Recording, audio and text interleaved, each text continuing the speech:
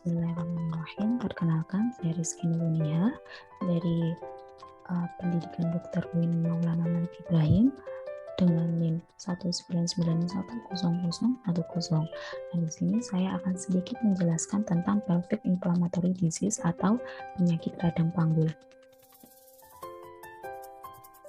Nah, ini untuk subbab kita. Yang pertama yaitu definisi, yang kedua etiologi, yang ketiga patofisiologi, yang keempat gambaran klinis, yang kelima gambaran makroskopis dan juga H2PA, dan yang terakhir pencegahan, dan juga saya tambahkan integrasi.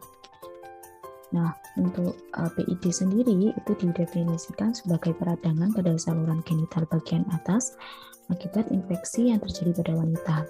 Nah, penyakit ini akan mempengaruhi rahim, kemudian saluran tuba atau ovarium, atau disebut sebagai infeksi polimikrobial pada wanita yang ditandai dengan peradangan pada saluran genital bagian atas, termasuk endometritis, salpingitis, peritonitis panggul, dan kadang-kadang menyebabkan abses tubuh ovarium, di mana semua penyakit ini akan menimbulkan komplikasi berupa PID.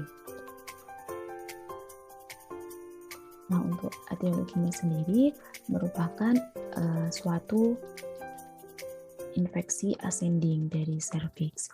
Nah, sekitar 85% kasus infeksi itu disebabkan oleh bakteri yang mengakibatkan infeksi menular seksual, di mana yang paling sering yaitu bakteri Neisseria gonorrhoeae atau Chlamydia trachomatis. Nah, untuk patofisiologinya sendiri, infeksi pada saluran genital wanita bagian atas itu akan menyebabkan kerusakan, kemudian inflamasi, mengakibatkan jaringan parut, perlengketan, yang berakhir pada obstruksi parsial maupun total dari saluran tuba. Sehingga hal ini dapat mengakibatkan hilangnya sel epitel bersilia di sepanjang lapisan tuba falopi, yang mengakibatkan gangguan transportasi ovum dan peningkatan resiko infertilitas serta kehamilan ektopik. Selain itu, adisi oleh bakteri dapat menyebabkan nyeri panggul yang sifatnya kronis. Nah, untuk manifestasi klinisnya, yang pertama yaitu nyeri panggul, nyeri atmosia, demam, dan keputihan. Di mana PID sendiri diklasifikasikan menjadi dua berdasarkan perjalanan penyakitnya. Yang pertama yaitu akut, yang kedua subakut atau subklinis. Nah, ini gambaran makroskopis dari abses tuba ovarium yang diakibatkan oleh Neisseria gonorrhoeae, di mana ini sangat berisiko menyebabkan komplikasi berupa PID. Nah, ini untuk gambaran histopatologi, di mana di sini terdapat gambaran dari Neisseria gonorrhoeae yang telah dikutur pada penyakit salpingitis akut, di mana terdapat sisa-sisa epitel dari tuba falopi yang terlihat dikelilingi oleh banyak neutrofil. Untuk pencegahannya yaitu menghindari penyakit menular seksual, yaitu bisa dengan penggunaan kontrasepsi seperti kondom. Itu dapat mengurangi kejadian penyakit radang panggul atau PID. Apabila sudah terlanjur mengalami infeksi saluran genital bagian bawah, maka sebaiknya segera diobati karena dapat menyebar hingga ke saluran reproduksi bagian atas.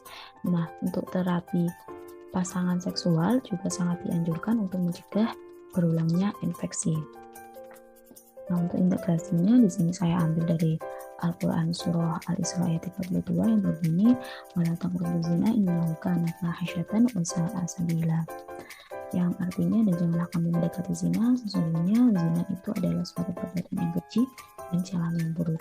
Di mana ayat ini menjelaskan tentang larangan untuk berzina karena merupakan perbuatan yang dibenci oleh Allah. Selain itu juga dalam sisi medis juga dapat menimbulkan berbagai penyakit infeksi menular seksual yang berbahaya yang mengakibatkan PID atau pelvic inflammatory disease. Oke, terima kasih. Sekian dari saya. Wassalamualaikum warahmatullahi wabarakatuh.